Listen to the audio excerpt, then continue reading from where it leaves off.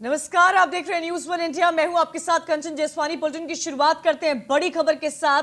Devendra Fadnavis press conference कर रहे हैं और देशमुख पर शरद पवार के आरोप झूठे हैं। 15 से 27 फरवरी तक आइसोलेट थे। देशमुख के मूवमेंट पर पुलिस विभाग के 2 पेपर भी आए हैं। जिस तरह से अनिल देशमुख को लेकर एक के बाद एक सवाल सामने आए हैं, उसको लेकर देवेंद्र फडणवीस इस वक्त प्रेस कॉन्फ्रेंस कर रहे हैं। आपको बता दें कि 15 से 27 फरवरी तक आइसोलेटेड नहीं थे, ऐसा कहना है देवेंद्र फडणवीस का। देशमुख के मूवमेंट पर देवेंद्र फडणवीस का बयान सामने आया है। शरद पवार पर भी गंभीर आरोप देवेंद्र फडणवीस ने लगाए हैं और यह कहा है कि 15 से 27 फरवरी तक आइसोलेट नहीं थे अनिल देशमुख। अनिल देशमुख के मूवमेंट पर पुलिस विभाग के 2 पुलिस थे। देशमुख पर शरद पवार ने जो कुछ कहा है वो सभी झूठ कहा है और देशमुख 15 से 27 फरवरी तक आइसोलेटेड नहीं थे।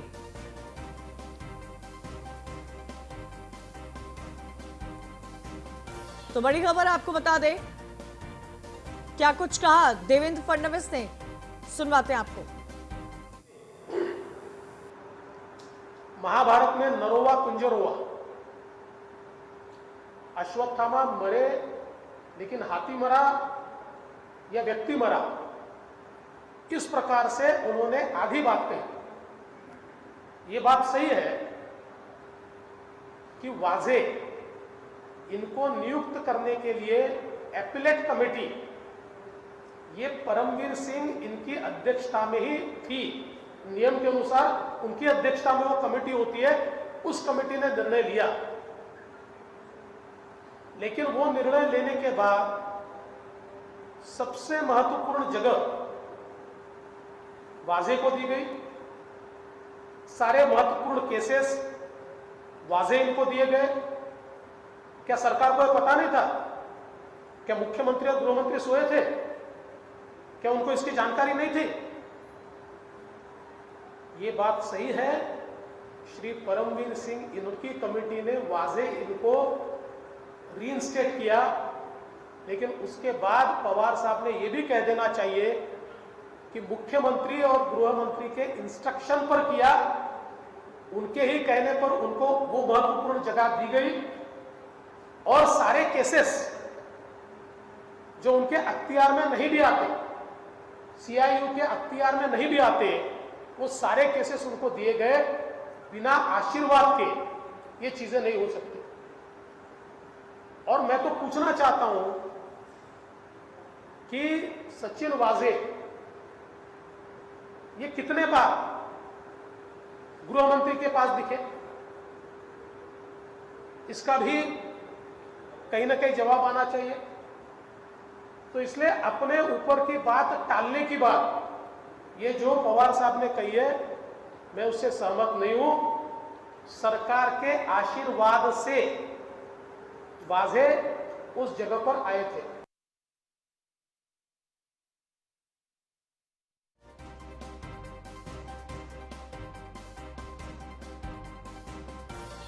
शरद पवार के आरोप झूठे हैं, ऐसा कहना है देवेंद्र फडणवीस का। प्रेस कॉन्फ्रेंस की थी और कई अहम बातें सामने रखी गई है। जिस तरह से महाराष्ट्र में एक तरह से सियासी भूचाल मना हुआ है गृह मंत्री को लेकर, उसके बाद कई सारे सवाल भी उठाए जा रहे हैं। और अब महाराष्ट्र के पूर्व मुख्यमंत्री देवेंद्र फडणवीस ने सीधा सीधा प्रेस कॉन्फ्रेंस करके एक बार फिर से एनसीपी प्रमुख शरद पवार पर निशाना साधा है और अनिल देशमुख को लेकर भी कई अहम बातें यहां पर कही गई है, जिससे यह अंदाजा लगाया जा सकता है कि क्या महाराष्ट्र में जो सियासी उठापटक देखने को मिली है उसको लेकर कई सारे सवाल उठाए जा रहे हैं। और आपने सुना इस वक्त महाराष्ट्र के पूर्व मुख्यमंत्री देवेंद्र फडणवीस को, जिन्होंने सीधा सीधा कहा कि वो आइसोलेटेड, अनिल देशमुख आइसोलेटेड नहीं थे। जो कुछ पवार की तरफ से कहा गया है, शरद पवार की तरफ से, उस पर आरोप लगाते हुए कहा कि शरद पवार झूठ बोल रहे हैं। और 15 फरवरी को नागपुर से मुंबई आए थे अनिल देशमुख।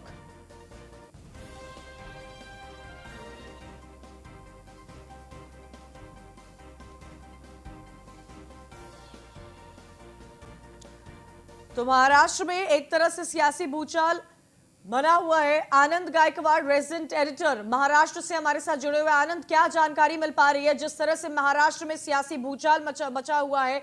अनिल देशमुख को लेकर एक के बाद एक बयान सामने आए हैं और अब महाराष्ट्र के पूर्व मुख्यमंत्री देवेंद्र फडणवीस ने यह साफ कर दिया कि वो आइसोलेटेड नहीं थे और यह भी आरोप लगाया कि शरद पवार से जो कुछ कहा जा रहा है वो वही कह रहे हैं।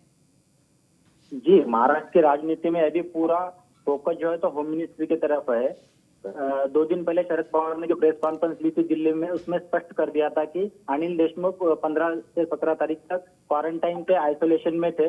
लेकिन आज नेता विपक्ष विधानसभा महाराष्ट्र के देवेंद्र फडणवीस ने विद प्रूफ मीडिया को बताया कि प्राइवेट चार्टर्ड प्लेन से 15 फरवरी को अनिल देशमुख नागपुर से मुंबई आए थे।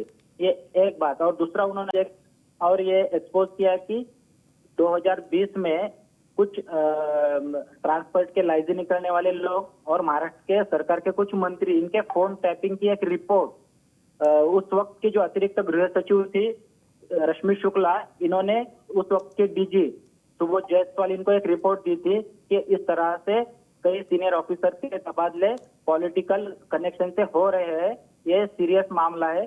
तो उस वक्त वो फोन टैपिंग के आदेश भी दिए गए थे, जिसके बाद वो रिपोर्ट गई थी मुख्यमंत्री उद्धव ठाकरे के पास। लेकिन वो रिपोर्ट जाने के बाद भी उसके ऊपर सीएम ठाकरे ने कुछ कार्रवाई नहीं की, ऐसा आरोप फडणवीस ने अभी लगाया। नहीं तो एक बात तो साफ है आनंद की देशमुख जो है वो सरकार के लिए एक तरह से मुश्किलें खड़ी करते हुए नजर आ रहे हैं उद्धव ठाकरे के लिए।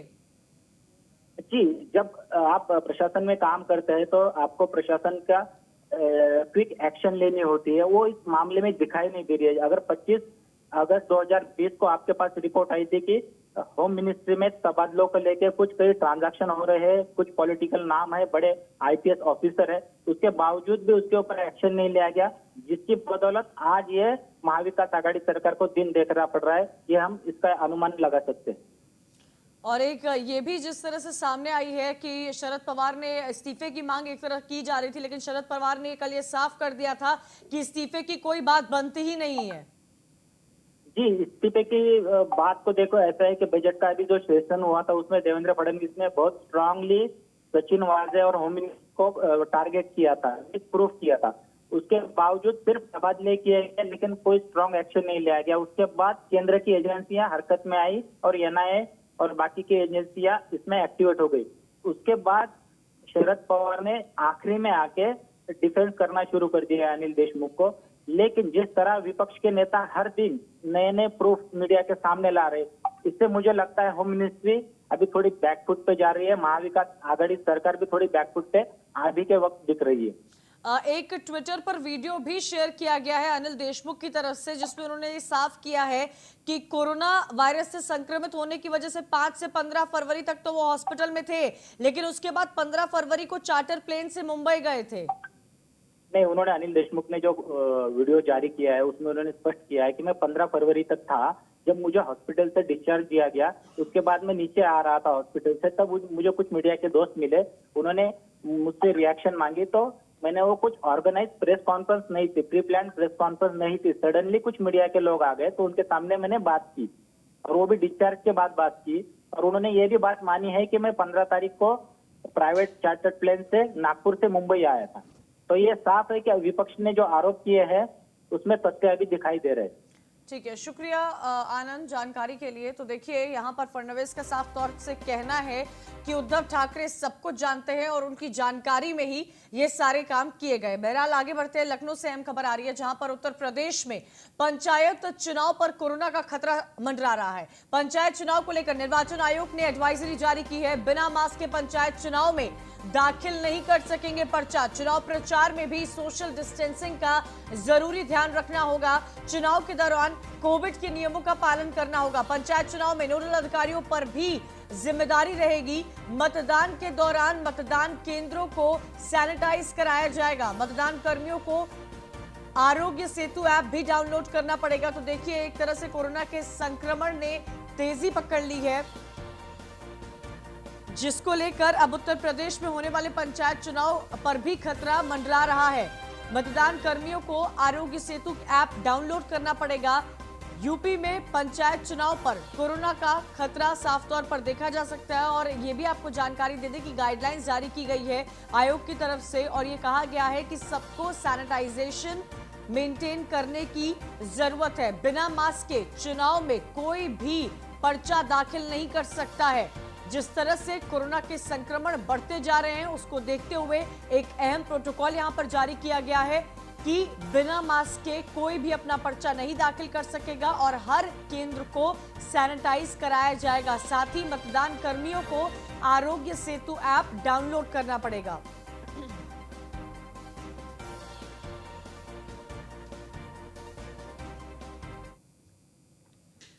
अगली अहम खबर बिजनौर से आ रही है जहां पर झोला छाप डॉक्टर की लापरवाही ने महिला की जान ले ली है। इंजेक्शन लगाने के बाद महिला की मौत हो गई है। आपको यह भी जानकारी दे दें कि नाराज परिजनों ने क्लिनिक पर हंगामा किया है। महिला की मौत के बाद झोला छाप डॉक्टर्स मौके से फरार हो गए।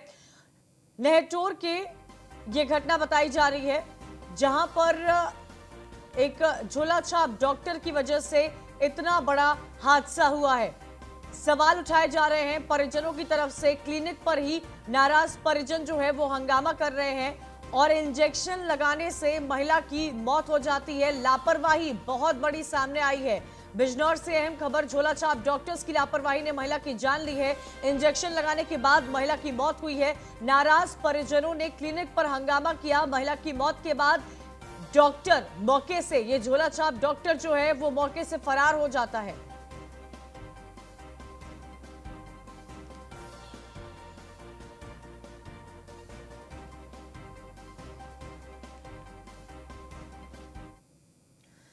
बुलेटिन में आगे बढ़ते हैं। अगली अहम खबर पीलीभीत से आ रही है जहां पर संदिग्ध परिस्थितियों में दो सगी बहनों का शव मिलने से सनसनी फैल गई है। गांव के बाहर ईंट के भट्टे के पास दोनों बहनों का शव मिला। सूचना मिलने पर पुलिस वहां पहुंचती है, मामला दर्ज करती है और पुलिस की तरफ से जांच भी शुरू की जा चुकी है। थाना बिसलपुर के गांव जसौली का यह मामला बताया जा रहा है। तो पीलीभीत से अहम खबर आ रही है, सनसनी फैल गई है। दो सगी बहनों का शव मिला है और इस पूरे इलाके में इस खबर से सनसनी फैल गई है। गांव के बाहर ईंट के भट्टे के पास दोनों लड़कियों का शव मिला है। पुलिस मौके पर पहुंचकर जांच में जुटी हुई है। पीलीभीत की यह घटना आपको इस वक्त बता रहे हैं। जसौली गांव का यह मामला है जहां संदिग्ध परिस्थितियों में दो सगी बहनों का शव मिला है और शव मिलने से सनसनी फैल गई है। गांव के बाहर ईंट के भट्टे के पास दोनों बहनों का शव मिला है। परिजनों का रो रो कर बुरा हाल है। पुलिस को जैसे ही सूचना दी गई पुलिस मौके पर पहुंचती है, जांच पड़ताल करती है, लेकिन सवाल कई सारे खड़े हो रहे हैं। ज्यादा जानकारी के लिए सीधा रुख करेंगे अमित कुमार मिश्रा का, हमारे संवाददाता हमारे साथ जुड़े हुए हैं। अमित, क्या जानकारी मिल पा रही है? दो सगी बहनों के शव गांव के बाहर संदिग्ध परिस्थितियों में मिले हैं, क्या इनपुट मिल पा रहे हैं इस पर? दरअसल इसके बारे में पुलिस लगातार प्रयास कर रही है। क्योंकि शवों की जो स्थिति है, घर वालों ने हत्या की आशंका जताई है। वहीं पुलिस प्रशासन इस पे पूरे प्रयास कर रहा है कि आखिर ये जो उन्होंने घटना की जो जानकारी है उस पर छानबीन कर रही है और प्रयास कर रही है कि इस पे निष्कर्ष पे पहुंचा जाए कि हत्या है या खुदकुशी है। क्योंकि जो दो बहनें मिली हैं, एक का जो शव है वो पेड़ से लटकता हुआ मिला है और एक का लगभग 20 मीटर दूरी पर जमीन पे पड़ा हुआ मिला है। हालांकि दोनों के गर्दन पे चोट के निशान हैं। अमित, आशंका क्या जताई जा रही है? जिस तरह से पुलिस इस पूरे मामले की जांच पड़ताल में जुटी हुई है, क्या इस पर कोई जानकारी मिल पाई है? परिजनों की तरफ से क्या कहना है? क्या कोई पुरानी रंजिश? नहीं, अभी तक परिजनों ने पुरानी रंजिश के बारे में तो कोई बात नहीं कही है। हालांकि परिजनों ने हत्या की आशंका जताई है क्योंकि परिवार वहां पर एक भट्टे पर काम कर रहा था और इसी दौरान कल ये शाम की बात बताई जा रही है कि बच्चियां शाम को शौच के लिए वहां से गई थी। क्योंकि उसके बाद जब वापस नहीं लौटी तो परिवारजनों ने छानबीन शुरू की, खोज शुरू की। क्योंकि वापस नहीं आ पाई तो बाद में ये जानकारी किसी के माध्यम से मिली कि वहां पर एक शव पड़ा हुआ है और एक बच्ची को लटकी हुई है। कई तो सारे सवाल जैसे खड़े होते हैं। शुक्रिया अमित जानकारी देने के लिए। आगे बढ़ते हैं। शाहजहांपुर से अहम खबर आ रही है जहां पर पुलिस ने दो तस्करों को गिरफ्तार कर लिया है। आपको ये बता दें कि जीवों की तस्करी कर रहे थे ये तस्कर। पुलिस ने कछुए और सांप बरामद किए हैं। बड़ी खबर, जीवों की तस्करी करने जा रहे थे ये तस्कर। पुलिस ने कछुए और सांप बरामद किए हैं। शाहजहांपुर से अहम खबर, जहां पुलिस ने 2 तस्करों को गिरफ्तार किया है।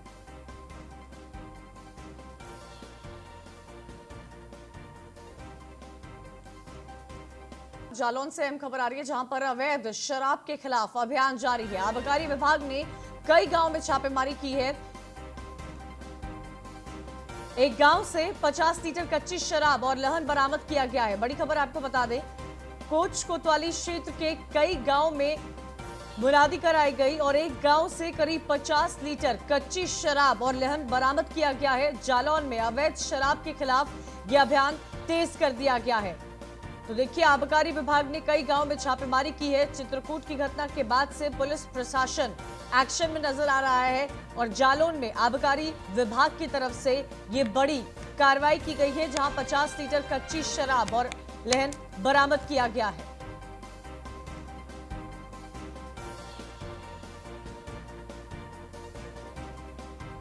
इसको पीने से आंख की रोशनी जा सकती है।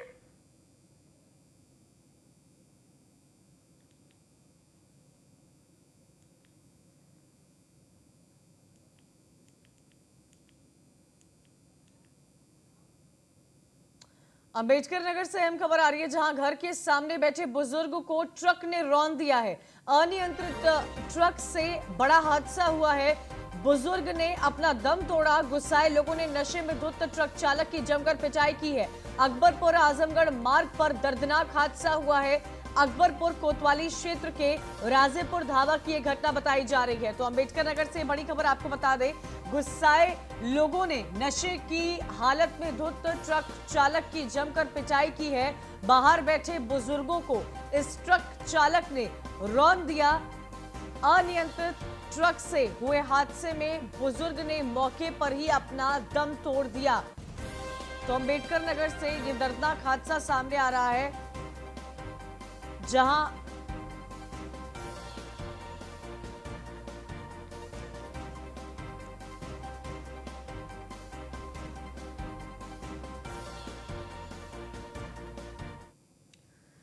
ग्रेटर नोएडा से अहम खबर आ रही है, जहां पर अवैध हथियारों के साथ युवक का फोटो और वीडियो वायरल किया गया है। सोशल मीडिया पर युवक का फोटो और वीडियो वायरल किया गया है। भारी मात्रा में कारतूस और अवैध हथियार का वीडियो वायरल हुआ है। आनंदपुर गांव का बताया जा रहा है ये फोटो और वीडियो। बड़ी खबर इस वक्त आपको बता दें, भारी मात्रा में कारतूस और अवैध हथियार का वीडियो वायरल हुआ है। आनंदपुर गांव का ये फोटो जो इस वक्त आपको दिखा रहे हैं और वीडियो जो आप देख रहे हैं साथ ही साथ वो बताया जा रहा है, जहां अवैध हथियारों के साथ युवक का वीडियो वायरल हुआ है। सोशल मीडिया पर युवक का फोटो और वीडियो दोनों ही वायरल हुआ है। भारी मात्रा में कारतूस और अवैध हथियार इस तस्वीरों में देखे जा सकते हैं। ज्यादा जानकारी के लिए सीधा रुख करेंगे ललित पंडित का। ललित, क्या जानकारी मिल पा रही है? तस्वीरें साफ तौर पर देखी जा सकती है और ये वीडियो जो इस वक्त हम अपने दर्शकों को दिखा रहे हैं, ये भारी मात्रा में कारतूस और अवैध हथियार का वीडियो वायरल हुआ है। क्या इनपुट मिल पा रहे हैं इस पर? जी बिल्कुल, गाँव का एक वीडियो है और जो यहाँ पर वो बताया जाता है और इसमें एक मोनू भूषण नाम की सोशल मीडिया के द्वारा पोस्ट किया गया है। बड़ी चीज ये है कि इस तरह से एक फोटो वीडियो के अंदर तो भारी मात्रा में हथियार कारतूस के अंदर देखे जा सकते हैं। ये इतनी बड़ी अगर किसी के पास में उपलब्ध है जरूर। कई सारे सवाल अपने आप इस पे खड़े होते हैं। शुक्रिया ललित जानकारी देने के लिए।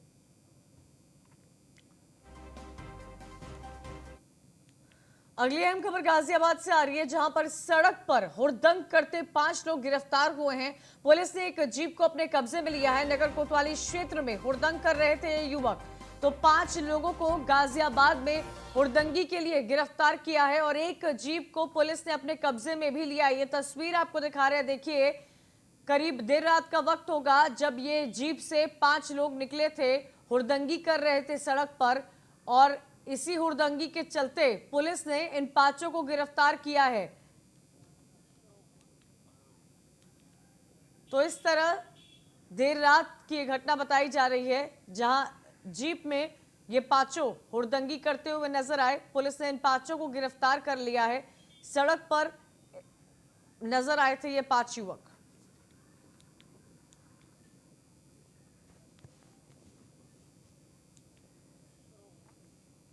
आगे बढ़ते हैं, अगली अहम खबर बुलंदशहर से आ रही है, जहां पर वाहन चेकिंग के दौरान 3 बाइक चोर गिरफ्तार हुए हैं। चोरों के पास से 4 बाइक, 2 तमंचा और 1 कारतूस भी बरामद किया गया है। चोरों का आपराधिक रिकॉर्ड खंगालने में पुलिस जुटी हुई है। बाइक चोर शिकारपुर से गिरफ्तार हुआ है। तो आपको बता दें, आपराधिक रिकॉर्ड इस वक्त पुलिस खंगाल रही है। बाइक चोर शिकारपुर अनूप शहर मार्ग से गिरफ्तार हुआ है। बुलंदशहर से अहम खबर, जहां वाहन चेकिंग के दौरान 3 बाइक चोर गिरफ्तार हुए हैं। चोरों के पास से 4 बाइक, 2 तमंचा और कारतूस भी बरामद किया गया है। चोरों का आपराधिक रिकॉर्ड खंगालने में पुलिस जुटी हुई है।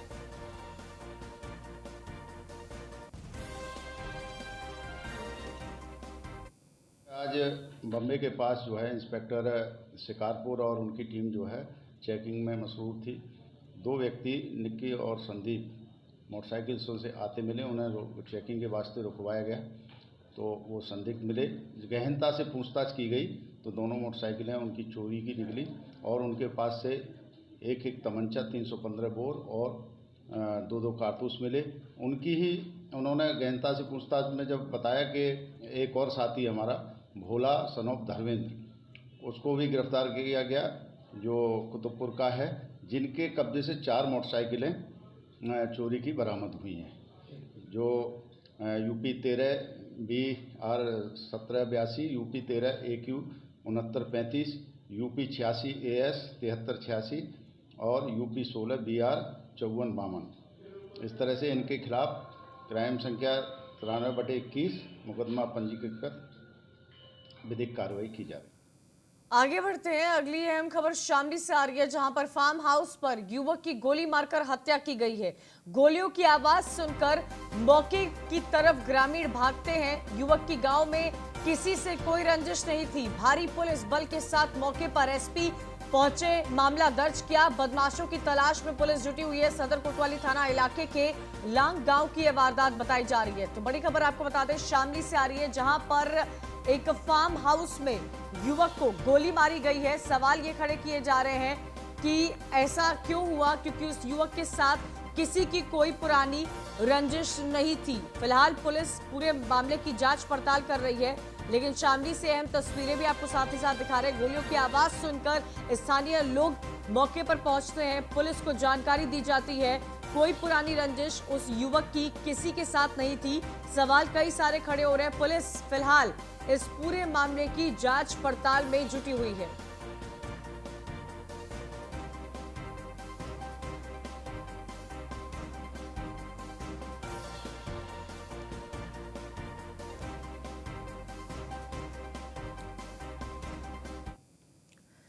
आगे बढ़ते हैं, अगली अहम खबर प्रतापगढ़ से आ रही है, जहां पर राज मिस्त्री की गोली मारकर हत्या करने का मामला सामने आया है। मौके पर पहुंचे प्रेम प्रकाश ADG और ADG जोन ने घटनास्थल का निरीक्षण भी किया।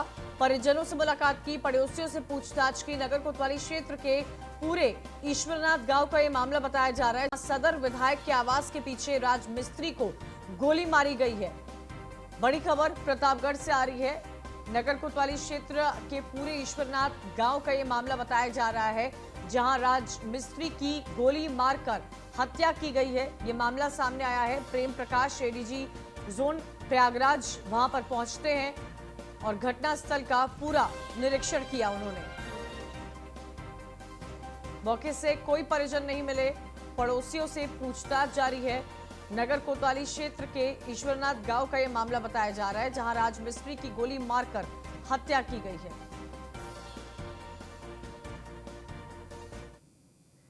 इसी के साथ इस बुलेटिन में इतना ही। तमाम खबरों के लिए आप देखते रहिए न्यूज़ 1 इंडिया।